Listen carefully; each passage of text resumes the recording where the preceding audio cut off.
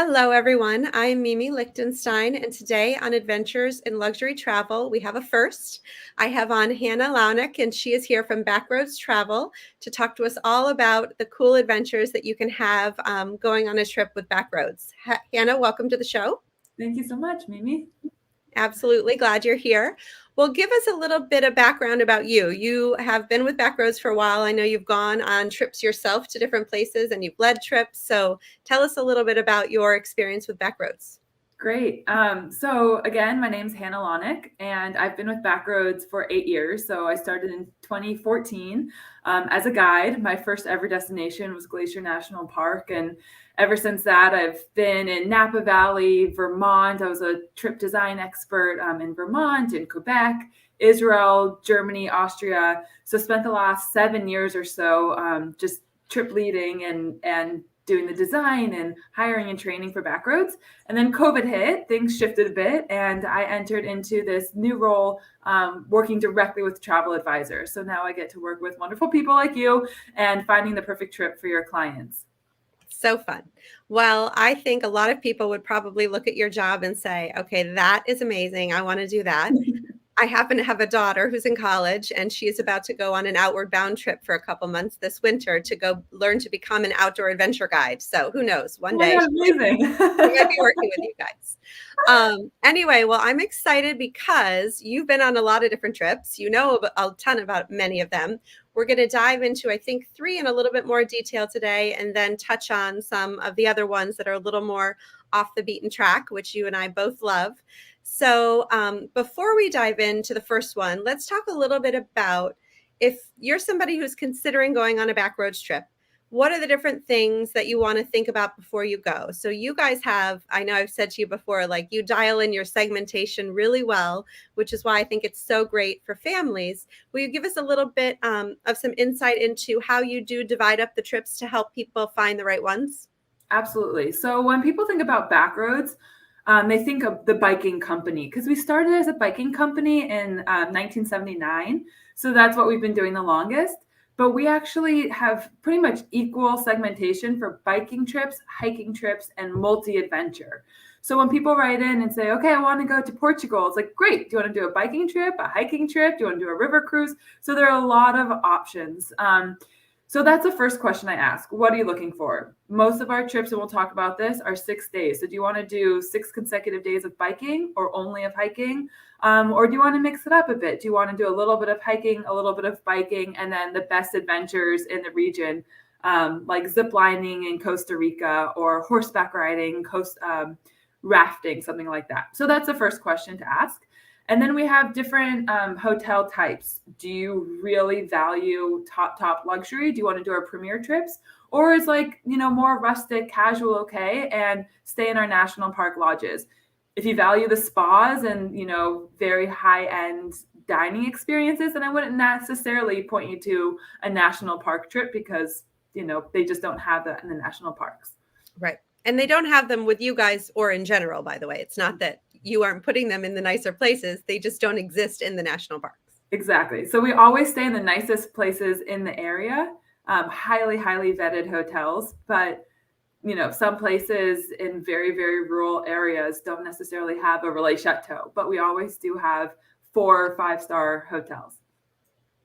Okay. And then what about activity level? So I know a lot of people, if you have a family, I have 3 teenagers.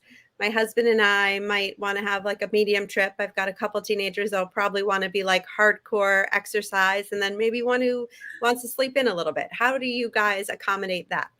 That's a great question. And over the 8 years of guiding, I always ask people, like, did you do your research? Do you know what sort of trip? Some people show up to Vermont thinking that it's completely flat or very gentle rolling hills. And Vermont literally means green mountains. It's the Green Mountain State. So they're surprised when they see big hills, big mountains.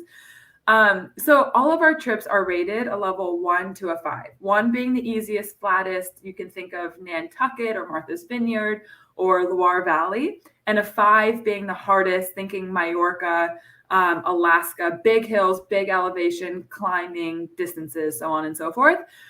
But every single one of our trips has 3 options every day. So if your family's coming in with 5 different ideas of how the day is going to go, we have different options and a huge support system to support somebody who wants to bike, say, 15 miles for the day, and your partner wants to bike 50 miles for the day.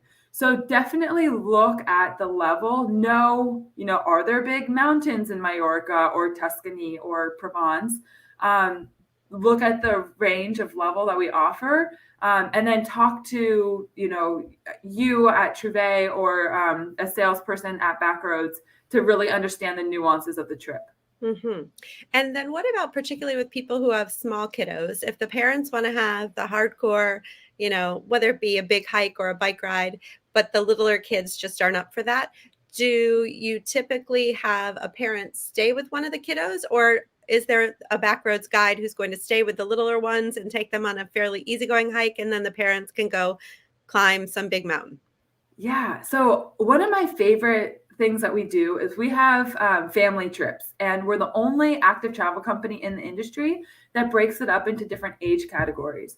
So we have younger kids and teens, we have teens and 20s, and then we have 20s and beyond. So first of all, when you're coming as a family, you can know that if your kids are 17 to 22, you're not going to be traveling with kids who are 7 and have to sort of, all do the same thing, and vice versa. You don't have to worry that your 7-year-old is going to be trying to keep up with the 17-year-olds. Yeah. But on our family trips, we always have 3 leaders, and the way the days work is in the beginning of the day, everyone's together. So you really have that family time. All the families get to know each other, really building the camaraderie, doing something, say a 2-3 mile hike all together, then say have lunch together, and then one of the leaders takes the kids off and does a really cool activity, whether it's rock climbing, like we do rock climbing in Maine, or surfing in Santa Barbara, which is so much fun. And then the parents and the other 2 leaders get to go off and do more biking, more hiking, or they can go to the spa, they can go back to the hotel and enjoy the accommodations, which the kids might not necessarily enjoy as much. So the 3 leader support system has everyone covered, and the parents don't have to, when the group's together, the parents are responsible, making sure, they're biking with their 8-year-olds. But when they go off, then everyone is, supported with the leaders. Mm-hmm. And I know actually one of my dear friends this summer went on an Alaska trip with you guys, and she said the guides were so fabulous. I think this is so emblematic of your brand and your company and the service level, that if the kids, just decided in the moment that day that they wanted to, hang out and stay near the hotel, they just said, okay, let's go on a nature hike. Let's go, look for little critters and other, nature things that perhaps wouldn't have entertained the parents, but the parents were off doing, a great hike while the kids were happily entertained and having fun. Yeah. So I just think that is really a unique, offering that you guys have that maybe other companies who aren't used to dealing with kids with such varying ages aren't as good at. Yeah, a lot of people come to us because they, they're a family of 5 of 6. They want to go on a vacation, and it's so hard to keep the kids entertained or unplugged, keep them off their phones. And when you're in a national park or anywhere with, cool, adventurous, young, often, guides who are very smart and great role models, the kids are more likely to say, like, okay, yeah, let's go check out, let's go see if we can find bear scat in the woods. Yeah. And it's always a learning moment and an opportunity to be outside with the kids, and the parents don't have to stress about it. They could just truly, truly turn on their own vacation brain and know that their kids are having fun and taken care of. Mm-hmm. I think another thing, I love this expression, your vibe attracts your tribe. And I think with you guys, that's also true, because a lot of people who have never been on a group trip before, I think one of the biggest fears is, who are these other people who are going to be on this trip with us? What are they like? Are we going to get along with them? We have to hang out with them for an entire week. And I think you guys have a super fun vibe. And I think that, you're attracting people who love to be outdoors, who love to be active, who are interested in meeting other people. So odds are you're going to be with other families that you're probably going to stay friends with long after the trip is over. Oh, definitely. I see time and time again families rebooking with families that they met on their very first Backroads trip, because exactly, you're traveling with people who want to be in this area, who want to learn the culture, who want to, not necessarily, sit on a beach for 7 days, which is, there's nothing wrong with that. But if you're going on a vacation, or you're going on a cruise, there's different mentalities of how you want to experience a place. And in Backroads, it's really people who want to, touch, smell, see, taste every part of where they are. Mhm. So yeah, so I never thought I'd be doing customer service for going on 10 years, but I just love all of the clients. I love the guests. I love the travel advisors who come to Backroads, all of my colleagues. It's really an inspiring group of people. Nice. Well, I had a couple of clients who wrote into me saying that they wanted to ask a couple of questions of you. So I'm going to ask you those now. One of them was about what's the time that is allocated to sort of being with the group and being on adventures versus some downtime to either enjoy time as a family or go read a book. Is that different for every trip, or is there time built into each day for both? It's pretty standard time built into each day for both. So breakfast is at your leisure, as we say. It's at the hotels 99% of the time. And you can just go at your own pace. And then there's a meeting time, and everyone comes together then. And then it's very much so go at your own pace. So you come in the morning, you have a route map. Everyone has a GPS device and paper directions. The leaders have a really fun, engaging way to tell you what the options are for the day, where you can get a boost over a steep hill, where the kids option might end, so on and so forth. And then everyone goes off at their own. It's not like a follow the leader segue type of tour where you have to like worry about, someone in the back or trying to keep up with somebody in the front. You do your thing. You stop along the way for water refills and snacks or like a must-do cafe. And then at lunch, all come together again. And then we try to get everyone back to the hotels around 3 p.m., 4 p.m. to just enjoy before dinner time.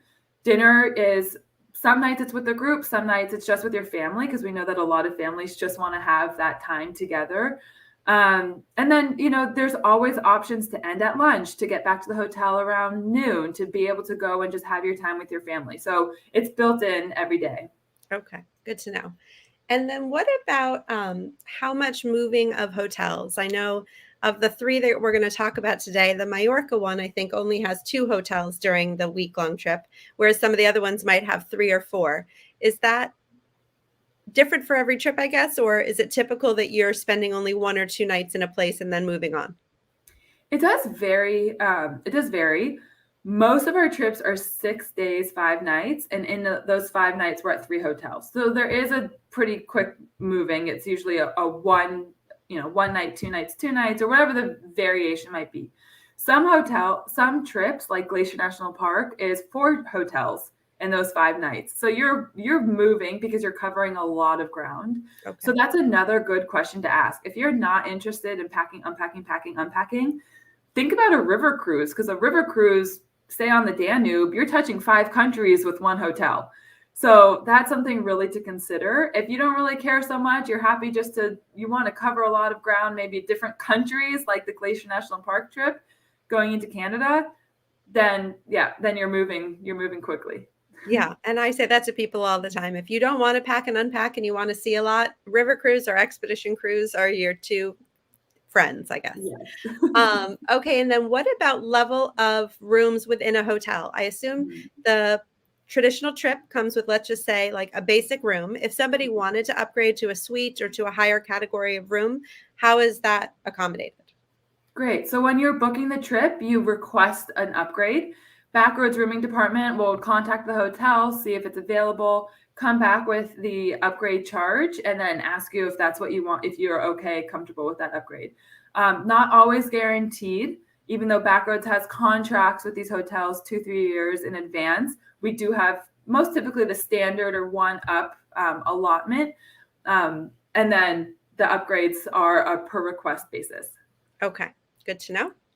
And then lastly, before we dive into the first trip, Glacier, if you are somebody who is a multi-generational family and you think this would be a great idea, but you sort of fill up the whole trip on your own, talk to me a little bit about privatizing a group for that situation, or even if you're a group of couples who want to go on an adventurous, active trip. Yes. So private trips are really, really easy to book. So You go on our website, and any trip that doesn't have anybody on it already can be taken as a private trip. If it's an adult trip, we create a private adult trip. So that would be great for couples or older, 20s and beyond. Same thing, if it's a kids trip, we try to keep it a kids private trip. But that being said, very easy to book. They're wonderful. At typically 8 people, you can take over an existing date. At 10 people, the price equalizes to our catalog cost. So as if you were just booking a regular group trip. So really, you only need 10 people. It's not more expensive to book private, which is a huge bonus. Mm-hmm. Some of our trips in peak areas and peak seasons do require more people, but it really just depends. Okay. And how big can you go? If somebody has 22, 24 people, is that possible? Yes, definitely. So our trips are, for a hiking trip, it's 20 people maximum. For a biking trip or a multi-adventure, it's 25. Okay. Got it. And awesome. I do really request if there's more than, I would say, 5, 6 people traveling together, I do recommend really looking at that private trip option because, it just changes the dynamic of a group trip for all parties. Yeah, agreed. Okay, before we transition, I have to show all my Backroads catalogs that I have in my office because I think flipping through these is like the Sears catalog when I was a kid, right? It's sort of like, ooh, where do I want to go? And what are all the beautiful places I'm going to see? And what am I going to do? So if anybody is interested, obviously feel free to get in touch and we can have some of them sent off. And they're great segmented because, this one's based on walking and hiking trips, multi-adventure trips and biking trips, active ocean and river cruises, family adventures. So you even segment all your marketing materials, which is awesome.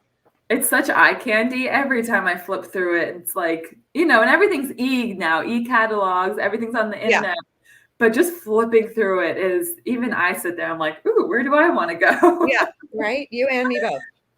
Okay, good. All right. Well, let's start with the first trip that we're going to talk about, which is Glacier National Park, with this beautiful photo of the lodge overlooking the gorgeous mountain and lake scenery.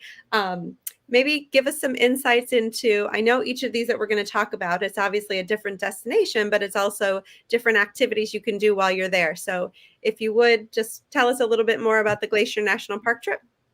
Definitely. So as I mentioned, this was the first region I ever got sent to, and my heart is in Glacier. I think Glacier National Park in Montana, not to be confused with Glacier, I think it's just called Glacier Park in Alaska, is one of the most the biggest kept secrets of America.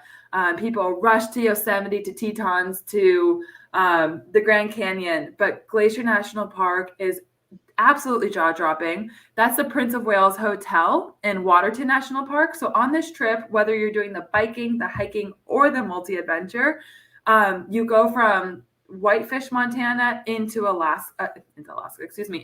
Canada, and southern Alberta. So you bike right across the border, or you hike, and it's really, you're covering, as I said, a lot of ground. It looks like Switzerland. All of the inns that we stay in are built after Swiss chalets, and it's just jaw-dropping. You think that somebody has gone and planted like a landscaper, because the colors are just absolutely breathtaking. The Indian paintbrush is a pop of red that you've never seen before. So it really just seems too good to be true. As I mentioned, biking, hiking, multi-adventure, we have family trips of all ages. This is actually one of the more rare adult exclusive multi-adventure trips that we offer. So you get a little bit of that biking, a little bit of that hiking, and then horseback riding and river rafting on the Whitefish Flathead River. So fun. Yes. And you look at the pictures of out there, like you said, it's just stunning. You feel like you've been dropped into just, a beautiful photographer's, shot.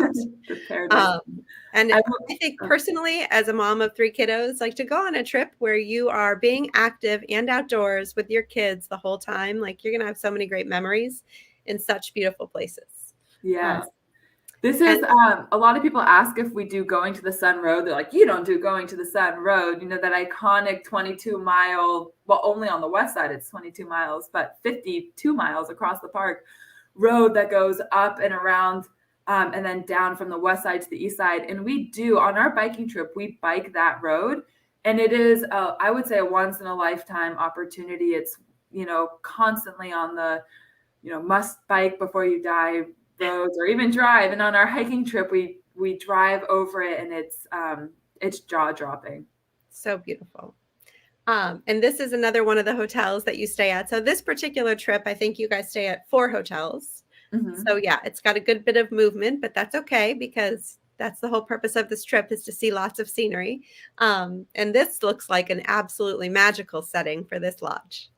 Yes, this is, it's actually Many Glacier Lodge, and the way that water is often very, very still. And first thing in the morning, there is just a mirror reflection of that Many Glacier peak onto the lake. And it's just, if in our world right now, there's so much noise and so much chaos. And then when you're sitting there with your cup of coffee and you see that reflection, everything's right in the world, and you just feel like you're just at peace, just a complete total peace. Yeah, that was the word that came to mind for me too. Okay, well, let's go flip continents and head over to Europe for a moment.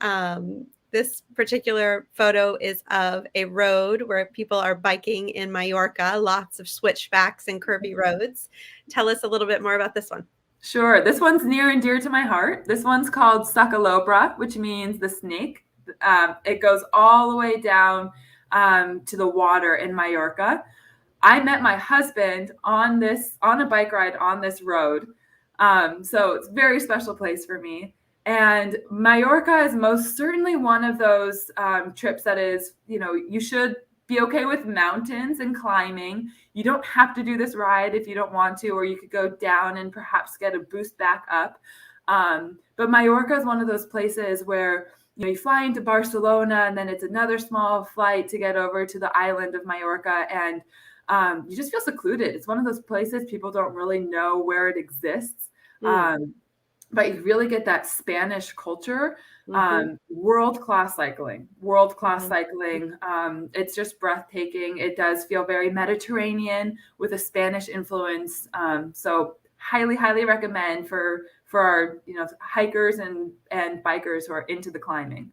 Yeah. And I have some friends who are way more hardcore bikers than I am, and they have been to Mallorca to bike before. And it's one of the, iconic biking destinations in Europe for sure.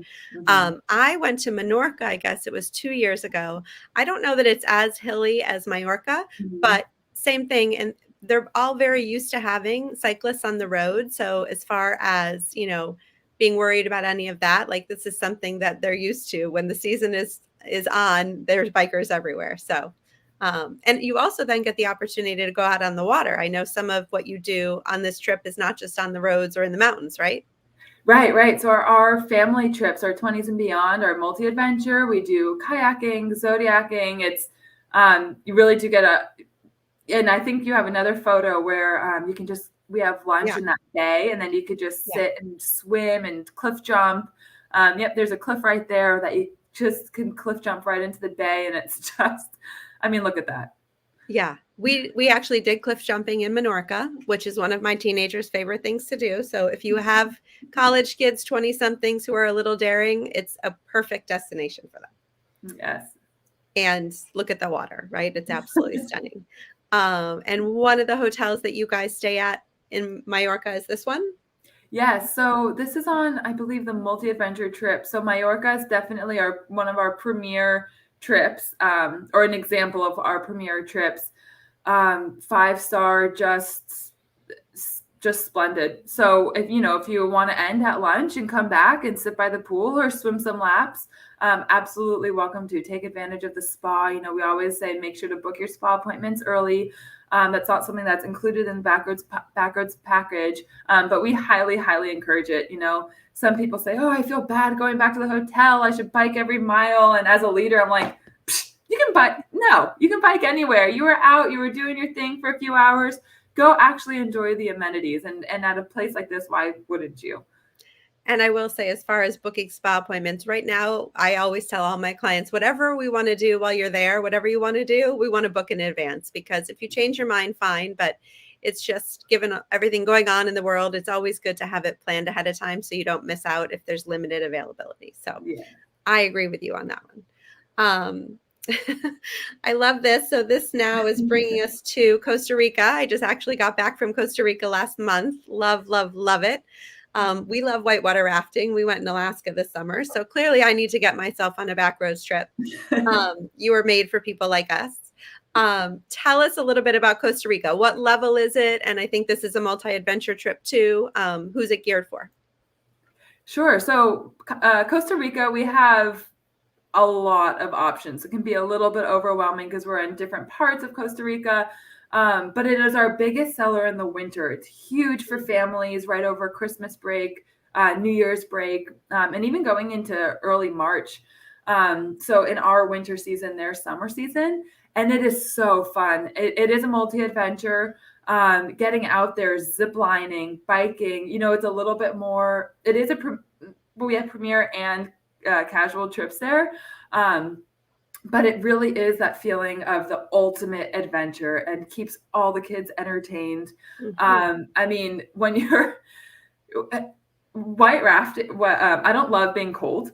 And I've been on to some trips where I'm like, do I want to get wet? Do I want to get cold? And when you're on a raft with your family or new friends and just so vulnerable but can't stop laughing at the adventure, it's that camaraderie afterwards is just exponentially stronger and greater, and it's so much fun. You're laughing about it. Some of my most vivid memories from all of my backward trips are rafting and doing these sorts of things where you're tentative, and then you just have the support and the guidance to just get out there and do it and sort of have that bucket list experience. Yes, and these people aren't wearing dry suits, which is what we had to wear in Alaska when we were rafting this summer. So much more comfortable to be rafting in this water temperature than up north. Definitely. And I mean, Costa Rica is one of the best places to go for active, adventurous people, whatever you're doing. If you're just going, to stay in a hotel or go on one of your trips, because there is so much to do, and you can be at the ocean and you can be up in the mountains and the cloud forest and the rainforest. Yoga, I think you guys have on some of them, stand-up paddleboarding, zip lining, surfing. I mean, the activities are really endless. And I think this is a perfect example of how somebody working with an advisor can book a trip like this, but then bookend it with either a pre-stay or a post-stay in a destination within your destination. So on the beach at the end of the trip or in the mountains somewhere, just to turn a 6-day trip into an 8 or 10-day trip. Definitely. Have a vacation from your vacation. Yeah, there you go. Right. You worked really hard, and then you get to sort of, oh, here we go, lounge perhaps in like a thermal bath or just sit in the base of a waterfall one day. Yeah. I've not been to Rio Perdido, but it is on my list, and I have sent clients. And to me, this looks like perfect sort of barefoot luxury in the forest. Have you been to this lodge?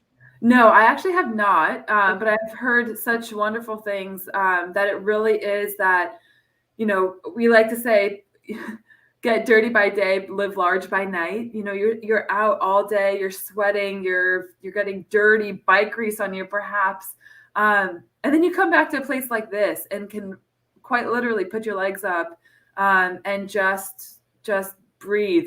Yeah. And I think I'll talk about this in a few of our other trips. But it can be overwhelming, to plan a trip to Costa Rica and not really know what to do or how to do it, or are the subcontractors reliable? Is it safe? And knowing that Backroads is such a trusted brand and company, and hiring the best of the best, and getting you to places like this is really, really valuable. Yeah. And having guides such as yourself, show people around. And, it's not just about getting you from here to there, right? They're the conversations that sort of naturally unfold with, your fellow travelers or the guides. And even for us this summer, the guides that we met in Alaska truly changed my daughter's life. She's now switching from education to outdoor education as a major, simply because of the amazing experience that we had this summer. So whether it be someone like you meeting a future husband or someone like my daughter who's going to change her trajectory, it could have a big impact. Yeah, it can. It really can. Lots of fun to be had. Okay, so other trips. I mean, you guys have lots of trips to. Over how many countries do you think you guys go to? Well, pre-COVID, we were in 62 on Okay. 5 continents. Yep. And now we're probably about 50. So the Asian areas are a little bit slower to open. Same Yep. with the Middle East. But we are fully operating. We're in over 20 states in the United States. And think about California itself. California has like 10 different states between the Redwood Forest and Death Valley. So yeah. So quite literally anywhere you want to do a trip, Backroads is there. Has got something. Yeah, we've got Okay, well, let's touch on some of them in more mainstream locations like Italy, like this photo, and then some of your favorite off the beaten path ones. Yes. So Italy is one of those places again, and I would say probably about 10 years ago when active travel, Backroads has been doing this for over 40, but I would say about 10 years ago, active travel kind of got put on the map, and people would think about like biking through Tuscany and wine tasting along the way. And yes, that is like the idyllic image, but Backroads takes you quite literally on the back roads, on the paths less traveled. So if you're in the Amalfi Coast or Cinque Terre, where it can be, hordes of tourists, we really take you, because it is a place, those are places so worth seeing and visiting. But we have our local guides, all of whom are Backroads employees and highly, highly invested in the company itself and the experience. They are the locals. They know where to take you, where the crowds aren't, and really getting you off the beaten path, even in those more well-traveled areas. Provence. So when people ask, okay, I'm ready for a Backroads trip. I don't really know if I want to go to Costa Rica or like really, really far off the map, but okay, where do you say in Europe?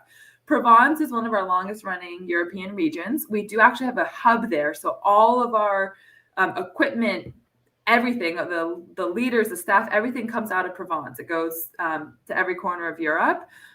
So we have a lot of different options. And if you haven't been to Provence, it's like stepping into that first scene of Beauty and the Beast, where everyone's like, bonjour, bonjour. It's just so idyllic. And any time of year you're there, the red poppies in this, I love going there in around May, mid-May, early May, because the poppies are just in blossom and they're everywhere. Definitely a culinary experience, longer dinners, get used to 2-hour lunches, 3-hour dinners, but it's an experience, and it's really talking to the chefs and the locals. So Provence is just spectacular. And then, of course, there's the coast, the French Riviera, which, for more of that beachy vibe, Mediterranean vibe, highly recommend. We have a wonderful, wonderful hiking trip that goes down to the French Riviera. And, again, a different side of France that people don't necessarily think about it. It's a bit more Burgundy or Paris when they go to visit. So yeah, and they're all beautiful destinations. So it's definitely worth, in places like that.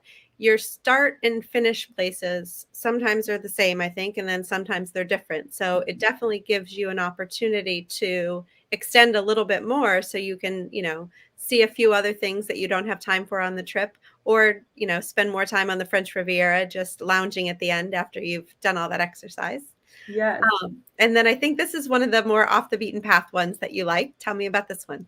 Yes. So this is the Bavaria Tyrol, or also known as Munich to Salzburg, the German Austrian Alps. It has a lot of titles. But I talked about how Glacier is my favorite lesser known trip. The German Austrian Alps trip is hands down my favorite trip I've ever led, for a few reasons. People think of the Alps and they're like, okay, I want to go to Chamonix. I want to go to the, Zermatt. They think of Switzerland or Italy or France. Germany and Austria is just absolutely spectacular, and the trip design is, I think, flawless. So this is a little town called Kitzbühel in Austria. It's in the Tyrolean region. This is actually home to the hardest and most dangerous downhill ski race in the world. So it's on Kitzbühel Mountain. And our hotel, called Hotel Tennerhof, which is an old farmhouse built in the 1600s, is overlooking the ski hill. Obviously, we're there during, summer, so you can't really envision it, but you could see the whole course. And it's basically, I think it's an 80-degree slope. It's wild. But anyway, we have a hiking, and a multi-adventure here. Incredible to add in the beginning and add at the end. I would say the family multi-adventure is my favorite family trip we have. And the walking trip, which is different hotels, is my favorite walking trip we have. And the reason for that is because you really get out, you're, say, on the hiking trip, you can hike between 4 and 14 miles a day. But then we still have, hotels. I think your next photo is of the hotel. Yeah. Well, actually. Oh, that's Koningszee. That's me. So that is on our hiking trip. So, you can see that glassy, gorgeous water. That's in Berchtesgaden. Yeah. A little bit lesser known. Here we go. This is one of the hotels. But so you're hiking, as I said, 4 to 14 miles, and you come to a hotel like this, which has 5 different spa areas. That's me also. Behind me, there's in that little valley, there's a river and also a sauna. So you can go straight from the hot, cold plunge and really just enjoy that after, 10, 14 miles of hiking. And another part of it, in a little bit of a heavier sense, is this is Berchtesgaden, where Hitler had one of the Nazi headquarters, which is a very heavy part of history. But we have a local who, is actually alive during World War II and grew up in that area. And he comes and he talks with us. He was a veteran. And, he talks about the experience of, growing up in Germany and Austria, sort of on that border during that time. And it's not an experience that most people get when you just sign up to go to this hotel. Yeah. Well, I can say that I actually went to Austria for the first time with my parents in my 20s, and I was amazed and stunned by the beauty of the mountains and how I live in New Hampshire, so on the border of Vermont, and the Von Trapp family moved to Vermont and bought a hotel, which is in the mountains that remind them of Austria. Although Austrias are bigger and more beautiful, I would say. It is, it's spectacular scenery. And you're right, Switzerland and the French Alps and the Italian Alps get all the fame, but it's absolutely breathtaking to be out there. So I would agree with you to put that destination on your list. And I love knowing that this is one of your favorite family ones. Yes. And then, so this is an example of one of the river cruises, which I think this one, is in Portugal. Tell us a little bit about the river cruise. When you have a Backroads group, they're on a river cruise boat, but it also has other people on it that are not Backroads people. Is that correct? Exactly. Yes. So it's a little bit of a different dynamic than one of our typical land hotel trips. But we partner with AMA Waterways on all of our river cruises. And AMA has typically about 150 guests. And we take about 25 to 30 of those spots. And then we're a Backroads trip operating within an AMA ship. So sometimes, by day 2, day 3, other guests on the AMA are like, how do I join your bike cruise tomorrow? We're like, no, we're exclusive. Sorry. And, these ships do offer some sort of active excursion, but they're so different from Backroads. So you can see here, these guys on these bikes, these are our world-class bikes. Titanium bikes are very light. They're electronic shifting. We have e-bikes if you want an electronic assist, as we have electronic assist on all of our trips. But it's the Backroads support, the Backroads stops and quality when we get to a dock, we go off, you meet your group, you go do a day's excursion, you get beyond that 2-3 miles from the port that most people just see. You really get into the backcountry, have your whole backroads day, and then come on to the ship. So yes, as I had said, it's biggest bang for your buck in terms of covering a lot of territory without having to pack and unpack. But also, a lot of people come back from cruises and are like, well, that was great, but I didn't move for 8 days. This is a really, really stellar way to get your body moving and to see beyond the ports. Yeah, great. And I have sent clients to Portugal for biking before because there is such beautiful scenery in the north and the south to go biking, to be outside, be active, be hiking. So it's such a beautiful destination, which I don't feel like Portugal tends to be somebody's, first, second, third trip to Europe. But for the people who have been to the other countries, like it's such a beautiful country and obviously has so much coastline. So highly recommend that as a destination. Here's another picture of you, I think. Yeah. So this is in Israel. This is most certainly an off the beaten path trip. And I would say the most diverse, sort of different trip that Backroads has. So Israel is one of those places that can, again, be very overwhelming, and or sort of you go to the sites and that's it. I have been to Israel dozens of times before I started guiding for Backroads, and I didn't even really want to guide for Backroads there because if I could, be sent to Tanzania, I had been to Israel so many times, I wanted to go somewhere different. And then they sent me there because of my experience. And that's when I really fell in love with the country, because you go you're not in a bus, you're not hitting, you're seeing the big sites, of course, but with a million things in between. You're talking to every person of every background, of every culture, religion. And I would say it's the only trip I've ever seen run through Israel that is, not political, not religious, not, there's no slant to it. It's like, let's get out to a beautiful place and ride our bikes. Yeah. So this is one of the hiking trips. It's called Wadi Arugot, and you end in, there's this beautiful spring at the end. And again, cliff dive, put your feet in the water, just chill for a bit. Yeah. Nice. And to your point, I think for a lot of people when they're going new places, I mean, some of the reasons they work with someone like me or go with a company like Backroads is that they don't know the logistics, maybe not the language, the how do you get from here to there, trust the providers who are there helping you out. But working with somebody, it gives you that confidence because we have confidence in the people that we work with there. And so you can have confidence that it's all going to go smoothly and as planned, barring any small minor bumps that could happen on any trip. Yeah. And then this one is another, I think, of your Israel trip, right? Yeah. So on Sunday, so we do a full week of biking, and Israel is one of the I would say small handful of trips where we do have a local subcontractor who's with us the whole time. So you have your team of 3 or 4 Backroads guides who are, doing all of the Backroads magic for you and with you and at every meal. And then you have a local guide who, say on the bus transfers or for 20 or 30 minutes before or after a ride, does a tour, with like the deepest knowledge of the area. So this is an example. We're at Al-Aqsa Mosque in Jerusalem, and we go up there on Sundays at the end of the week. It's the last day of the trip. You do a 2-hour walking tour of the Christian quarter and then visit Al-Aqsa Mosque. And it's a rare opportunity to go up there. You don't go in, but you can see we're all wearing, modest clothing and just hear everything about it, what's going on. Obviously, it's a point of contention.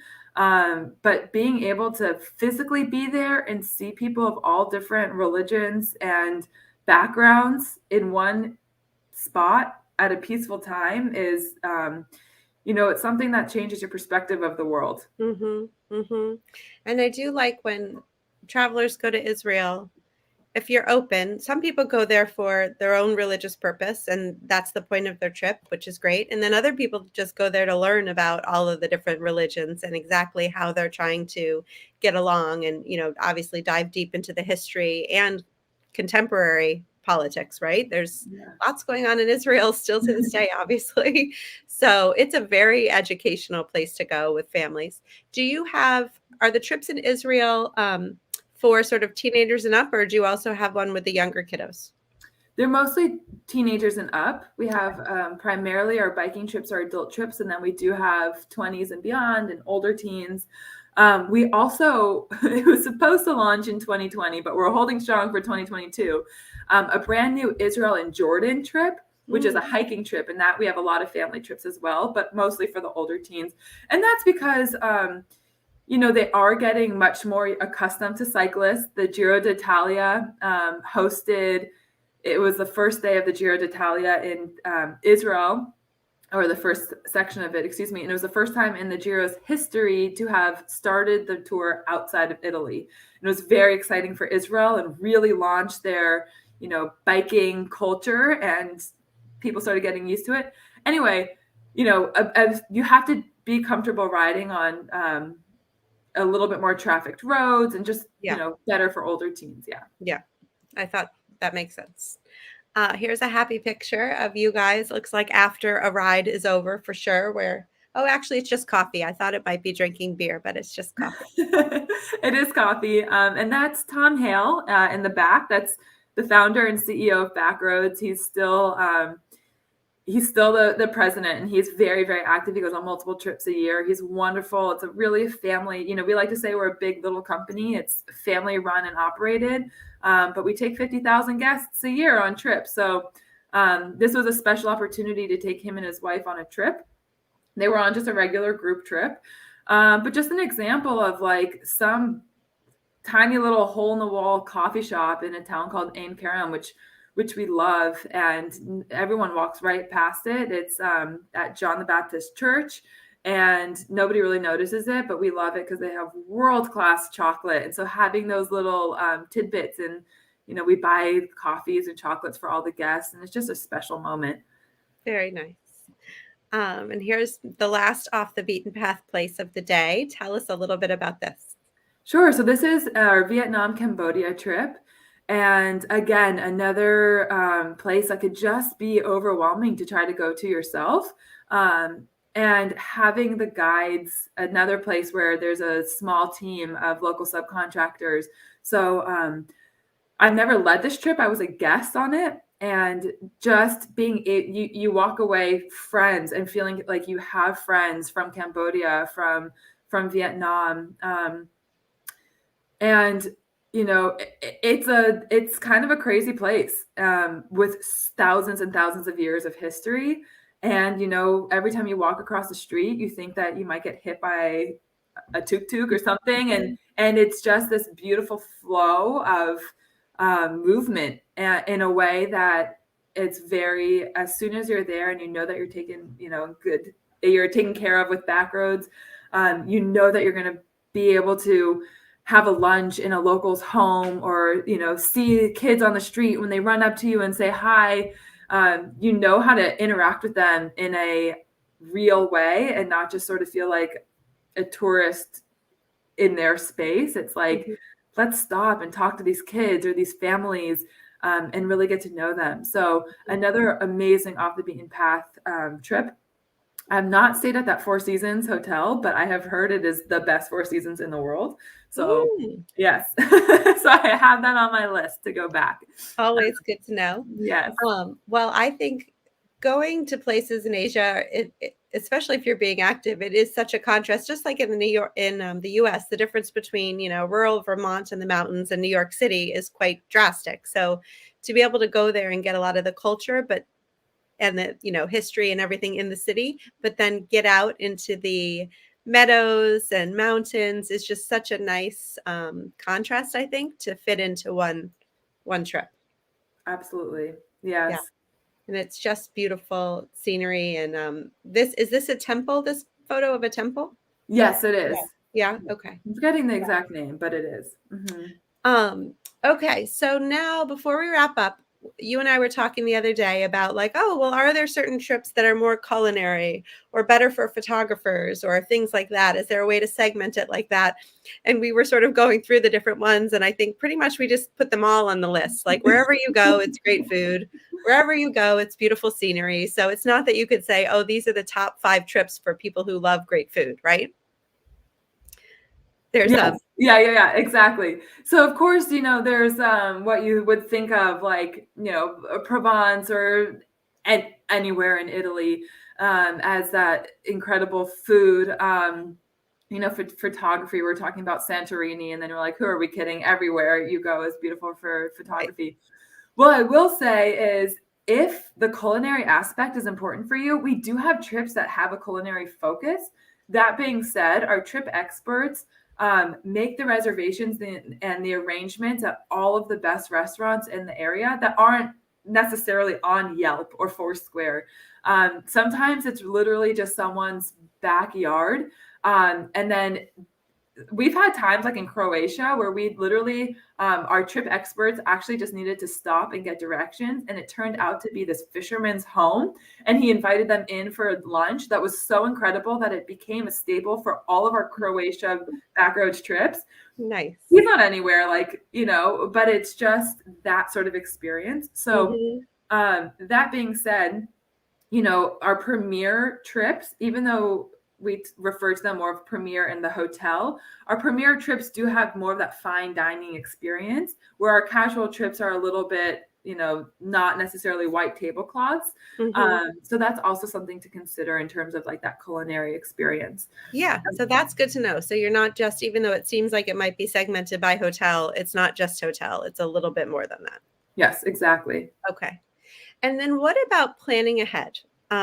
We all work in the travel industry, so we know that, December holidays, end of the year is like key time when kids are out of school, summertime, spring break, Easter time. How far ahead do you suggest people plan for like those high season moments and then for the other moments? And I'm assuming it varies by location. So if you're going to, for example, go to Hawaii at Christmas time, it might be sooner or earlier than Hawaii in April, let's say, or maybe not. What do you suggest to people that they schedule it? How far ahead? That's a great question. I would say the earlier the better. We have all of our 2022. We'll launch 2023 in mid-April. Okay.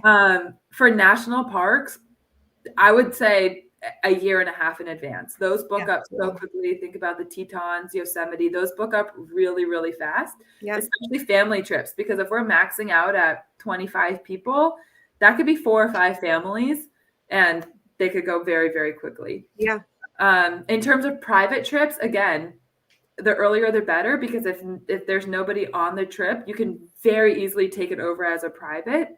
And there's a little bit of a different booking, mechanism to do that. But that's why you and I work together. But private trips, also the earlier. That being said, we have our trips open. We have people sign up a week before. I just signed somebody up for a Palm Springs trip that's leaving next week. So sometimes every once in a while you're like, hey, our plans totally changed. If you're flexible with where you want to go, we'll look and find something for you. Well, and that's a great thought. If you have X period of time off, rather than picking, like, call up and talk to somebody like you who knows the intricate details of every different one and say, all right, I'll go, to Jordan this time, and next time I'll go somewhere else. Yeah. I have a lot of clients who come and they don't know exactly where they want to go. And I say, okay, well, you have lots of time. You're going to get to go to all of these places. We only need to pick one for this trip. So yeah. Curious, do you have any idea what sort of the most number of trips someone has been on? Is there like a record you guys keep track of for somebody who's been on, 26 backroad trips? Oh my gosh, we have people who have been on over 40, which is really great. When guests come on a trip, we get sort of the background of the trips that they've gone on. Yeah. And we have a very, very high return and referral rates, about 75%.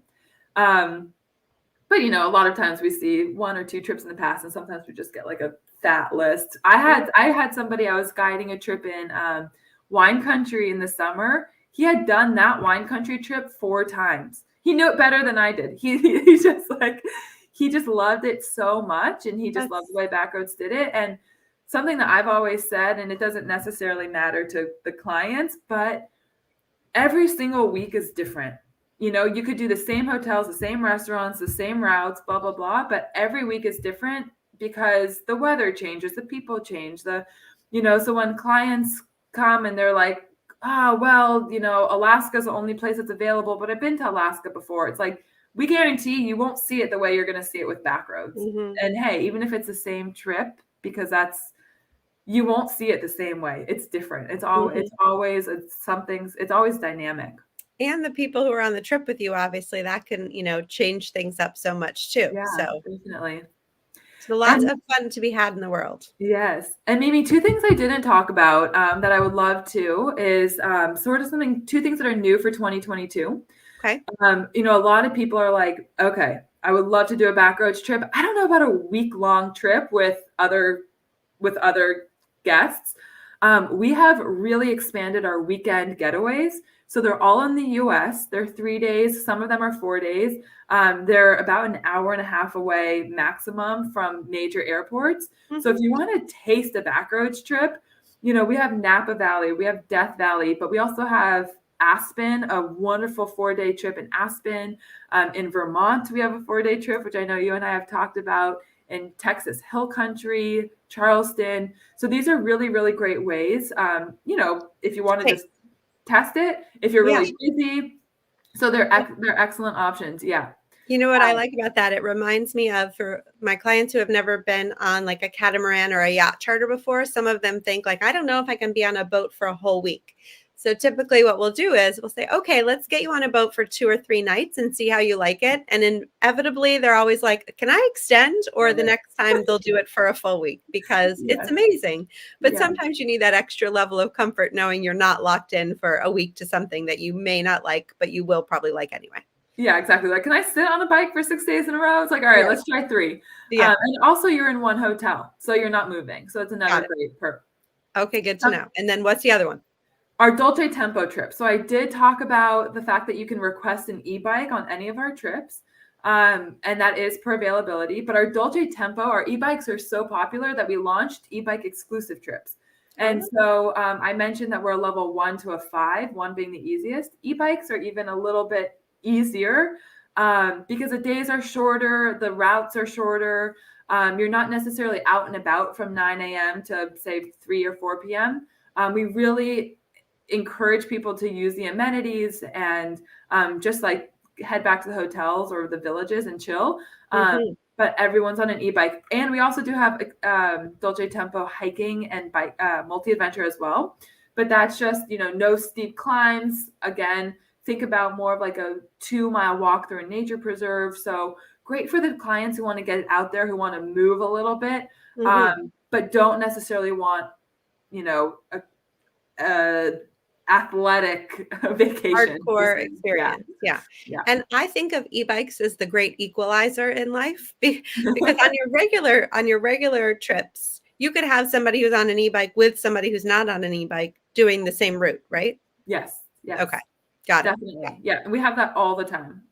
Which is nice, especially with the kiddos, to have them help them stay up with their hopefully more very in shape parents. Usually it's the other way. Usually it's like the parents trying to keep up with the teenagers. But yeah. Okay. Well, I guess, that probably would happen in my house too. Yeah. Maybe I'm just not ready to admit it yet. Okay. Well, Hannah, thank you so much. This has been a wealth of information. So appreciate your time and sharing all of your knowledge and expertise with us. Looking forward to having a lot of active outdoor adventures next year for sure. Thank you so much, Mimi. This is wonderful. Well, great. Take care. Bye-bye. Bye-bye.